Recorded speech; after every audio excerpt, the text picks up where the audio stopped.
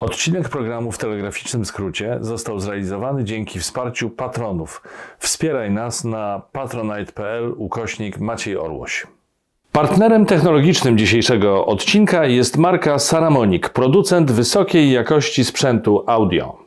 Najwyższa Izba Kontroli była podsłuchiwana. Ciekawe dlaczego? O co chodzi? Mamy niezwykle korzystne porozumienie z Czechami w sprawie Turowa. Kolejne miliony w plecy. Posłowie opozycji odlecieli w kosmos za grube pieniądze. Czy Andrzej Duda naprawdę nie tyle odleciał, co poleciał do Pekinu? To chyba niemożliwe. Co robi wielbłąd na Śląsku? O tym m.in. będzie mowa w tym wydaniu WTS-u, czyli programu w telegraficznym skrócie niedziela 6 lutego. Maciej Orłoś. Zaczynamy.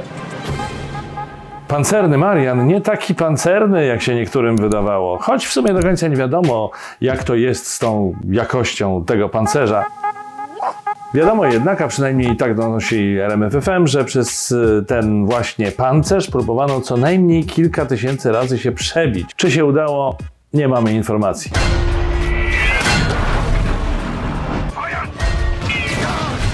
Wewnętrzna kontrola danych i numerów IP, telefonów, tabletów i serwerów pracowników Najwyższej Izby Kontroli miała wykazać, że przez około 2 lat wykryto kilka tysięcy Ile?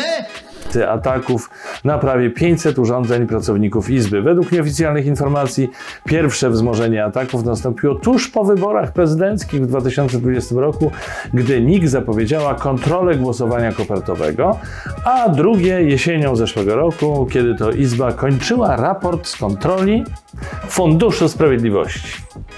I wszystko jasne. Rzecznik ministra koordynatora służb specjalnych Stanisław Żaryn wydał w tej sprawie oświadczenie, w którym oczywiście wszystkiemu zaprzeczył, nazywając oskarżenia insynuacjami inspirowanymi przez Mariana Banasia. Niezależnie od tego, czy doniesienia RMFFM okażą się prawdziwe, czy nie, są one na tyle poważne, że w normalnym państwie spowodowałyby dogłębne, gruntowne śledztwo, a w przypadku potwierdzenia nieprawidłowości nawet dymisję całego rządu. Ale moi drodzy, żyjemy w Polsce. Więc jedyne, na co możemy liczyć, to wzmożone lamenty opozycji, pokpiwanie ministrów i intensyfikację nagonki w TVP. Oraz narzekania pana Orłosia w programie w telegraficznym skrócie. Takim podkpiwaniem czy pokpiwaniem wykazał się na przykład wiceszef MSWiA Maciej Wąsik, który w swoim wpisie na Twitterze stwierdził, że prezes NIK powinien złożyć do prokuratury zawiadomienie wraz z dowodami.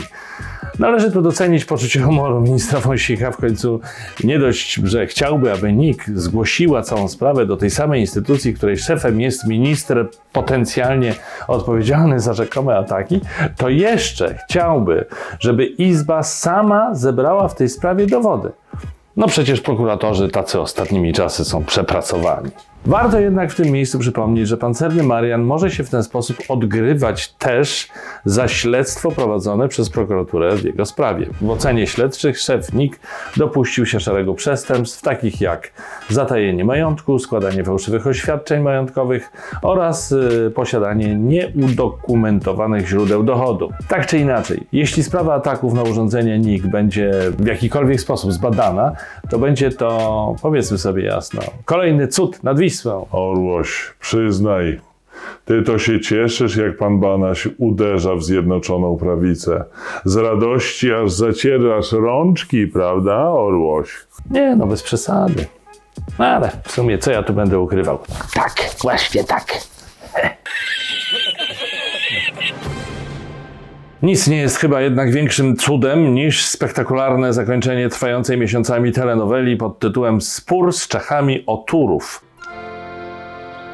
Takie cuda to potrafi czynić tylko polski rząd i kolejny raz zrobił deal stulecia. Premier Mateusz Morawiecki i premier Czech Petr Fiala podpisali umowę w sprawie kopalni w Turowie. Na jej mocy Polska zapłaci Republice Czeskiej 45 milionów euro. Jest to więc podobna kwota, o jaką strona czeska wnosiła na początku całej tej sprawy, a na jaką Polska się nie zgadzała. Obecnie warunki porozumienia szef polskiego rządu nazwał sukcesem polskiej dyplomacji. No z pewnością jest to sukces dyplomacji. Problem tylko w tym, że raczej dyplomacji czeskiej.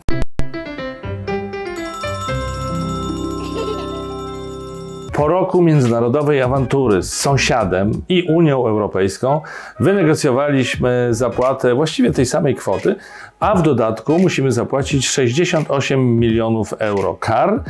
To w przeliczeniu około 313 milionów złotych.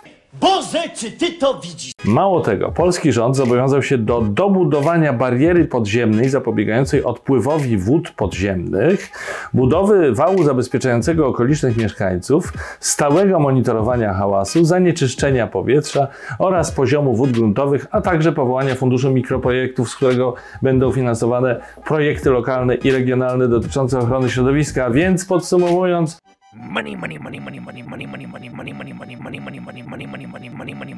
tak więc podsumowując, żebyśmy się w tej sprawie dobrze zrozumieli. Nie dość, że państwo polskie zapłaci Czechom więcej niż to, o co pierwotnie prosili, to jeszcze znacznie wzrosną koszty samego wydobycia. Po prostu, no niesamowity deal. Naprawdę niesamowity. Warren Buffett by się nie powstydził. Interes życia. Naprawdę szkoda, że Mateusz Morawiecki nie zarządza pieniędzmi państwowymi tak jak swoimi prywatnymi. Gdyby tak było, słuchajcie, pięknie by było. Na przykład Polska dostałaby od jakiejś czeskiej parafii dodatkową ziemię za bezcen, a te długi i kary za Turów można by przepisać na żonę któregoś ministra, ale raczej polskiego niż czeskiego. Z tym zarządzaniem finansami państwa przez rząd to się już robi nowa świecka tradycja. Kolejnym przykładem wirtuozerii ekonomicznej premiera i jego ministrów jest tarcza antyinflacyjna, w ramach której od 1 lutego obowiązuje zerowa stawka VAT na większość produktów żywnościowych. Sam Morawiecki z uśmiechem na ustach stwierdził, że teraz znacząco spadną ceny żywności. I zgadnijcie, co się stało? Nie wiem. Nie tylko nie spadną, ale w niektórych przypadkach wręcz wzrosną. Od kilku tygodni duże sieci handlowe tuż przed wejściem nowej stawki podwyższyły ceny żywności, aby po wejściu w życie zmiany pozorować obniżkę tych cen o kwotę zniesionego podatku. Dodatkowo rząd nie przewidział żadnego mechanizmu kontroli. Urząd Ochrony Konkurencji i Konsumentów nie może więc karać przedsiębiorców za to, że kształtują ceny, jak im się podoba, i w związku z tym nie może egzekwować zapowiadanych szumnie przez premiera obniżek. Tak więc, jak obniżek nie było, tak nie będzie, a inflacja nie zwalnia tempa. Zapłacimy za to wszystko, a dzięki Polskiemu Ładowi, a raczej Polskiemu bezładowi, nieładowi i jeszcze mocniej nam trzepnie po kieszeni. Po swoich kieszeniach już w styczniu dostali m.in. nauczyciele. Dzięki Polskiemu Ładowi, bezładowi, nieładowi dostali mniejsze wynagrodzenia. Mimo zapowiedzi premiera, że otrzymają wyrównania, uwaga, uwaga, zaskoczenie, nie dostali ich. No nie dostali. The best kind of prize is a surprise. Potwierdził to w rozmowie z TOK FM szef Związku Nauczycielstwa Polskiego Sławomir Broniarz. Sprawa wynagrodzeń nauczycieli nie została załatwiona. Pensja za luty też jest niższa.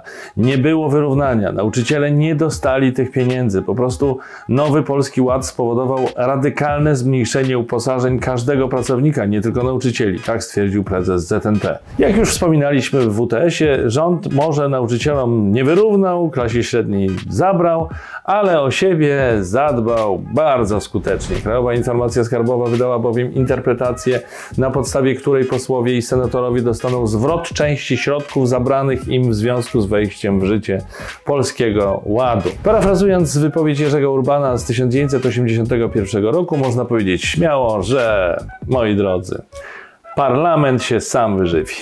No tak było. Nie zmyślam. Z tą polityką finansową to chyba taki ogólnopolityczny trend się zrobił, bo opozycja też nieźle nas ożyna. No, God, please, no! No! Rzeczpospolita dotarła do listy posłów odbywających w tej kadencji lotnicze podróże krajowe i ujawniła nazwiska rekordzistów. Zaszczytną pozycję lidera w tym zestawieniu dzierży poseł Koalicji Obywatelskiej Grzegorz Napieralski, który wylatał prawie 129 tysięcy złotych, wykonując 225 przelotów. Kolejnym miłośnikiem przystworzy jest przedstawiciel także Koalicji Obywatelskiej Sławomir Nitras z wynikiem ponad 112 tysięcy złotych przeznaczonych na 196 przelotów. Trzecie miejsce też dla opozycji zdobył Robert Kropiwnicki, 106,5 tysiąca złotych i 186 przelotów, a na czwartym miejscu poseł również Koalicji Obywatelskiej Jarosław Rzepa z kwotą ponad 104 tysięcy złotych za 183 przeloty. Zestawienie obejmuje okres od początku kadencji w listopadzie 2019 roku do końca listopada 2021 roku. Poseł Napieralski tłumaczy wydatki dużą aktywnością poselską i przebudową torów na trasie Warszawa-Szczecin. Potwierdza to poseł Nitras, skarżąc się, że pociąg ze Szczecina do Warszawy jedzie nawet 9 godzin. To dodam od siebie, że teraz ze Szczecina do Warszawy bardzo wygodnie jedzie się samochodem. Niecałe 6 godzin na luzie. Najpierw jest trójka, a potem autostrada A2 do samej stolicy. Poseł Kropiwnicki z kolei podkreślił, że najwygodniejszym sposobem na dotarcie do Warszawy z Legnicy jest samolot. No nie wiedziałem, że w Legnicy jest lotnisko z połączeniami na warszawskie Okęcie. Podpowiadam tak czy inaczej panu posłowi, że teraz połączenia drogowe z Dolnego Śląska są doskonałe. Z Legnicy do Warszawy 4 godziny. Same szybkie i bezpieczne trasy. Najpierw A4, potem S8, potem A1 i na koniec A2, góra 4 godziny. Domyślam się, że życie opozycjonistów jest ciężkie. Te szykany, te niesprawiedliwości, tyle zmartwień, użeranie się z tym Kaczyńskim, Terleckim, Witek, Suskim i tak dalej. Wiem, to musi być koszmar, wiem.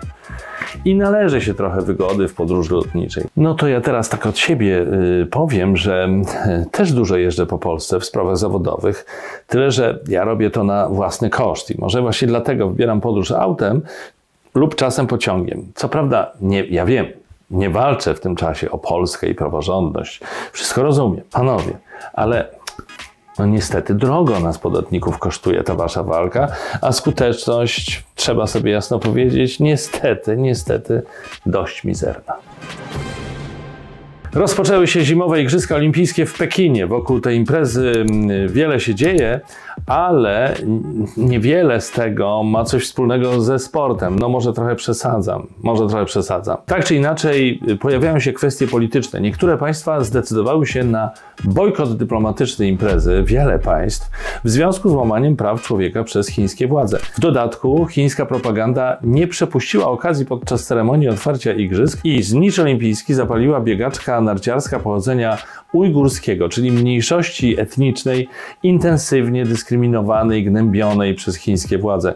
Przypomnijmy, że setki tysięcy Ujgurów trafiło do obozów reedukacyjnych, gdzie są torturowani i terroryzowani przez władze. Mimo usilnych starań chińskiej propagandy, zagraniczna prasa szeroko rozpisuje się o zgrzytach dyplomatycznych podczas igrzysk. Na przykład brytyjski Daily Mail nazwał wydarzenie najbardziej haniebnymi igrzyskami od czasów Hitlera.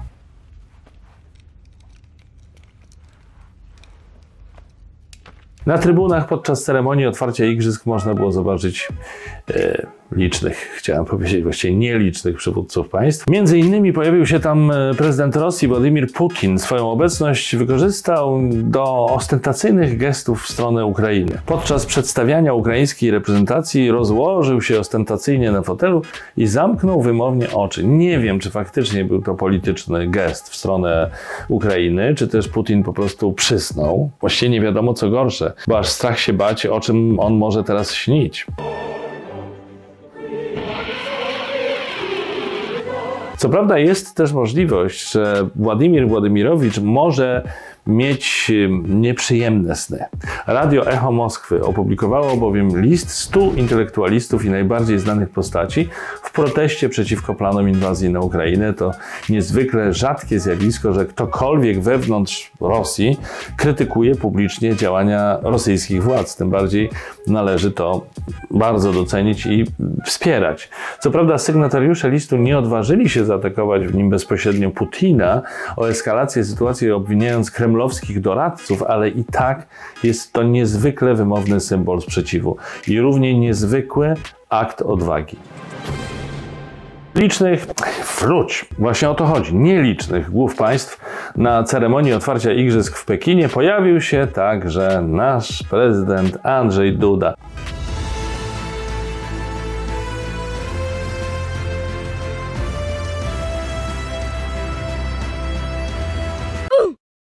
wykorzystując swoje powszechnie już znane talenty dyplomatyczne, kolejny już raz nasza głowa państwa wystawiła nam laurkę, zasiadając na trybunie honorowej praktycznie wśród samych dyktatorów.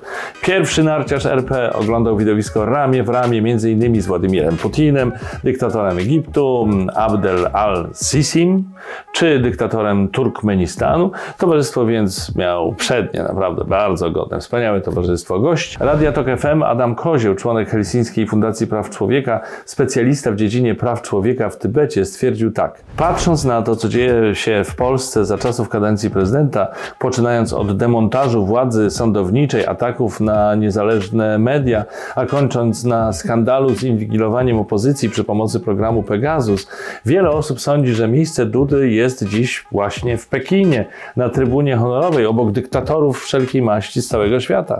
Tak mówił. I teraz jestem trochę w kropce, bo nie wiem, co o tym myśleć i jaką opcję przyjąć. Są dwie. Tak, może tak to ujmijmy, są dwie. Albo prezydent stąpa w dyplomatycznej ciemności i kompletnie nie ogarnia, jak kreuje się wizerunek państwa na arenie międzynarodowej, co nie ukrywam, wyjaśniłoby jego dotychczasową działalność. Albo jest jeszcze druga opcja, że Andrzej Duda doskonale wiedział i wie, gdzie i obok kogo stoi, czy tam siedzi, co sobą prezentuje i jaki sygnał wysyła w świat. No i nie wiem, która opcja gorsza. Może prezydent i jego otoczenie nie zdają sobie z tego sprawy, ale chińska propaganda już zauważyła zachowanie naszej głowy państwa i pojawiły się pierwsze nagłówki, takie jak m.in. członek NATO zdradził USA. Tak więc, gdy Mateusz Morawiecki koncertowo roznieca konflikt z Unią Europejską, Andrzej Duda ogarnia konflikt Polski z sojusznikami z NATO, w tym USA. To wszystko dzieje się w momencie ogromnych napięć międzynarodowych grożących otwartą wojną w Europie. Orłoś, tak jak się z tobą nigdy nie zgadzam, tym razem rzeczywiście coś jest w tym, co mówisz. To chyba nie była mądra decyzja, żeby jechać do tego Pekinu. Decyzja pana prezydenta Dudy. Pan prezes Jarosław Kaczyński nigdy nie zrobiłby czegoś takiego. Nigdy. Tak, tyle że pan prezes nie uprawia sportu i pewnie go sport nie interesuje, a pan prezydent jest narciarzem.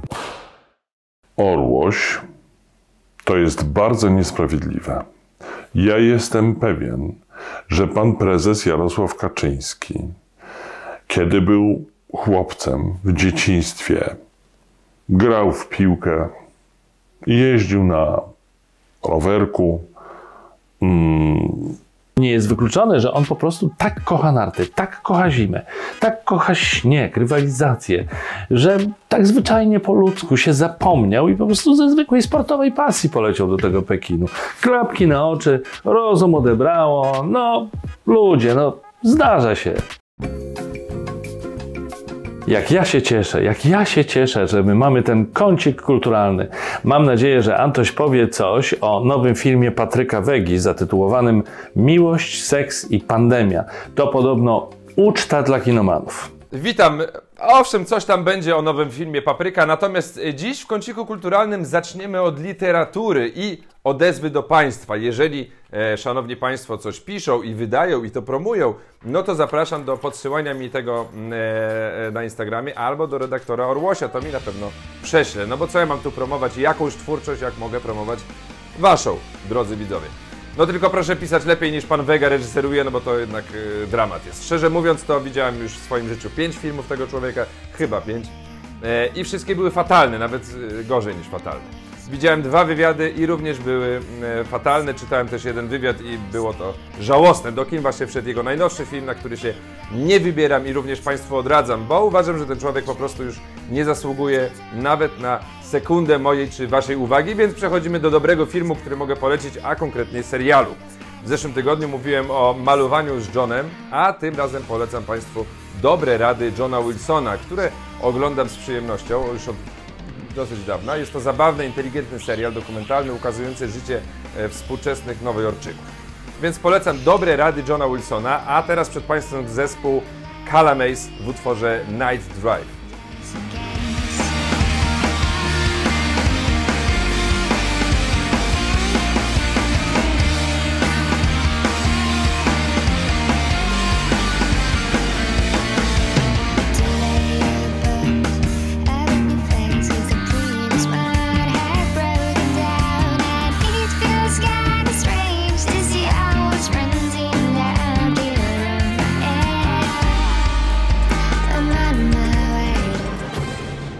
Tak przy okazji polecam Wam kanał Antka Witam.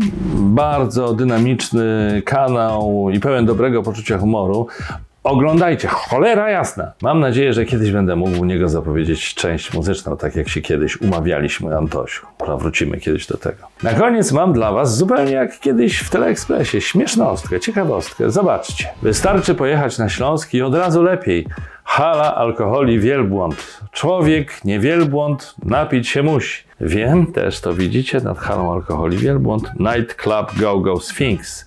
Czyli już tylko piramidy Cheopsa brakuje, ale i tak egzotyka, egzotyka, egzotyka po całości. A bez pałacu nie ma pałacu. Suby, komentarze, polubienie, obserwowanie, szerowanie, patronowanie. Pozdrawiam patronów. Sami wiecie, co trzeba robić, żeby pan Maciek był zadowolony. Okay? Z góry dziękuję w imieniu całej, coraz liczniejszej ekipy WTS-u.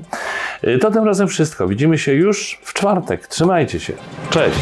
Partnerem technologicznym dzisiejszego odcinka jest marka Saramonic, producent wysokiej jakości sprzętu audio.